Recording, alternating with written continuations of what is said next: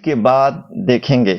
مارچ کے مہینے میں اسلامی مہینہ رمضان بھی ساتھ میں تھا، جس کی رحمتیں اور برکتیں اور کسی مہینے میں انسانی آنکھ کو نظر نہیں آتی۔ رمضان ختم ہوتے ہی شوال کی پہلی تاریخ کو عید ہوتی ہے، جسے عید الفطر کہا جاتا ہے۔ عید ہوتی ہے اور بس ہماری تو عید ہی ہوتی ہے۔ رمضان کے مہینے کا آخری ہفتہ اور شوال کا پہلا ہفتہ ہماری قوم بڑے ٹھاٹ باٹ میں ہوتی ہے۔ ہم کام تو کرتے ہیں مگر سلیقے سے نہیں کرتے۔ اس لیے آپ عید آنے سے ایک ہفتہ پہلے کسی کے پاس کام کے لیے جائیں گے تو یہ جواب ملے گا، ارے صاحب عید کے بعد دیکھیں گے۔ چلیں جی ٹھیک ہے، عید کے بعد دیکھیں گے، آپ بھی دیکھیں گے، ہم بھی دیکھیں گے میاں، مگر دیکھیں گے وہی جو گزشتہ 75 سالوں سے دیکھتے ہوئے آ رہے ہیں۔ کچھ نیا کرنے کو اور دیکھنے کو جو کچھ دنیا میں ہو رہا ہے وہ ہم نہ دیکھیں گے اور نہ ہی کریں گے۔ بس ہم وہ کریں گے جو ہم سے کروایا جا رہا ہے اور ہم کیے جا رہے ہیں۔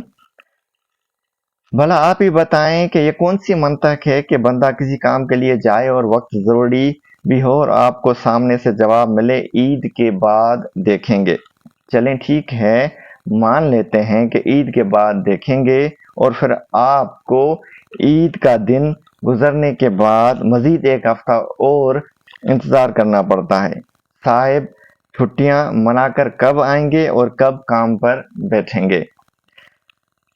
یہاں پر میرا مطلب صاحب اس بندے کو مخاطب ہونا ہے جس میں آپ کا کام پڑا ہے، پھر چاہے وہ صاحب گریڈ 1 کا یا گریڈ 22 کا ہو، اور یہ بھی ہو سکتا ہے کہ وہ صاحب ملازم ہو یا سیٹ ہو، مگر ہے تو صاحب نا، کیونکہ یہ میرے ملک کا دستور ہے کہ جس کسی کے پاس بھی جتنی طاقت ہے وہ اس کا استعمال خوب جانتا ہے۔ بڑے افسوس سے کہنا پڑتا ہے کہ طاقت کا ہمارے یہاں زیادہ تر ناجائز استعمال ہی ہوتا ہے۔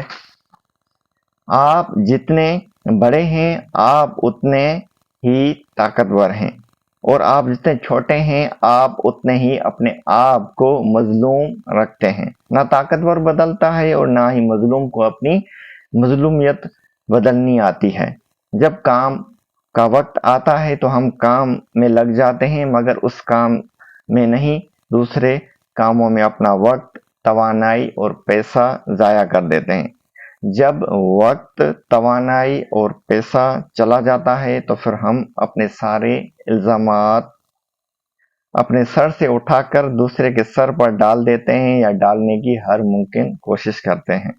ہمیں یہ بھی پتا ہے کہ ہمیں اپنی سانس کی کوئی گارنٹی نہیں ہے، اور نہ ہی اللہ نے ہمیں کوئی ایکسپائری ڈیٹ دی ہے کہ فلاں بندہ اس وقت دنیا چھوڑ جائے گا۔ اللہ رب کریم انسان کی موت کا وقت صرف 1 مہینہ پہلے ہی بتا دیں، پھر بھی حضرت انسانوں میں بہت سارے ایسے ہیں کہ جو کہ بہت ساری مشکلاتیں دوسروں کے لیے اس لیے پیدا کر جائیں گے کہ ہم تو ڈوبے صنم تمہیں بھی لے ڈوبے، یا یہ کہ میں تو ویسے بھی جا رہا ہوں، بھلا جاتے جاتے ان کا حال بھی ایسا کر جاؤں کہ پتہ چلے کہ صاحب ہم بھی کیا چیز تھے۔ ہمارا دماغ پروسیسر ہے، دل بیٹری ہے اور چارجر ہمارا کھانا ہے۔ ہمیں چاہیے کہ ہم اپنا دماغ کام کے وقت میں رکھیں، دل سے کریں اور کھانا حلال کر کے کھائیں، تو ہم زندگی کو ایک بہت بہترین راہ پر چلا سکتے ہیں۔ ہمیں تھوڑی سی ہمت کر کے ذمہ وار بننا ہوگا۔ ذات پات، نسل، قوم، برادری کو کام کے وقت اپنی ذمہ داری سمجھ کر نبھانا ہوگا۔ جس کی آپ کو تنخواہ ملتی ہے یا آپ کوئی چیز خریدتے یا فروخت کرتے ہیں، اپنے کام کو اور اپنے دن کو ذمہ داری سے نبھائیں۔ آج کر دیں گے یا کل کر دیں گے کی بجائے اپنے سے عہد کریں کہ انشاءاللہ آج ہو جائے گا، کل کس نے دیکھا ہے۔